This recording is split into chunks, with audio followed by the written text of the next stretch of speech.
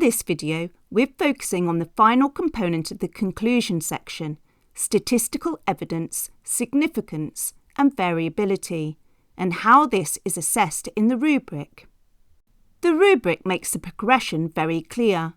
At the lowest band, statistical tests may be missing, inappropriate, or ignored. P-values, correlation coefficients, or ANOVA results are not referenced, or worse, the conclusion contradicts the statistical outcome. At the middle band, statistics are present and generally appropriate, but they are simply mentioned, not interpreted. The statistical outcomes are not weighed against variability or limitations. To reach the highest band, statistical results must be explicitly integrated into the conclusion with explanation, and uncertainty or limitations must be acknowledged. So what does this look like in practice? Imagine your research question was, how does increasing nitrate concentration from 0 mg per litre to 100 mg per litre affect the growth rate of Chlorella vulgaris? A weak conclusion might say there is a strong relationship between nitrate concentration and growth. Even if a correlation test was done, this statement ignores it. A middle band response might say there is a strong positive correlation, R equals 0.82. That references the statistic but does not interpret it. A high-level response integrates the statistics into reasoning.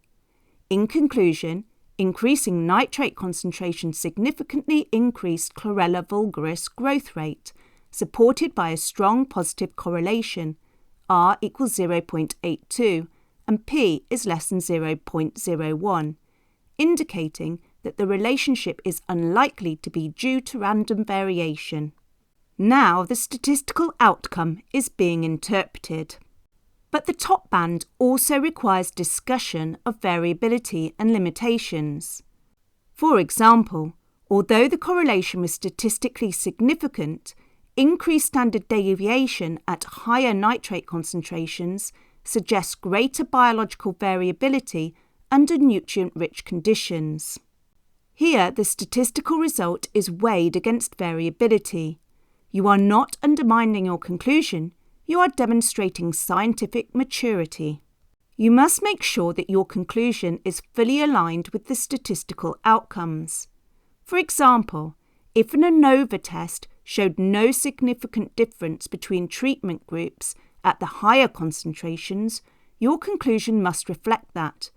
You cannot claim an effect if P is greater than 0.05. The rubric specifically penalises conclusions that contradict statistical outcomes. So, in this case, you could say something like, in the range of 0 to 50 mg per litre, a one-way ANOVA showed a highly significant relationship, P is less than 0.01. However, for concentrations above 50 mg per litre, the ANOVA yielded P is greater than 0.05, indicating no statistically significant difference between these groups. So, when working on the statistical evidence and significance part of your conclusion, you should ask yourself, have you used the correct test? Have you stated the statistical result? Have you interpreted the statistical result? Have you acknowledged any variability or uncertainty? And does your conclusion align with the statistics? If you can answer yes to all, you're meeting the highest descriptor. Statistics are not decorations, they are part of your argument. When statistical evidence is clearly integrated and balanced with discussion of variability, you meet the 5 to 6 descriptor in the rubric.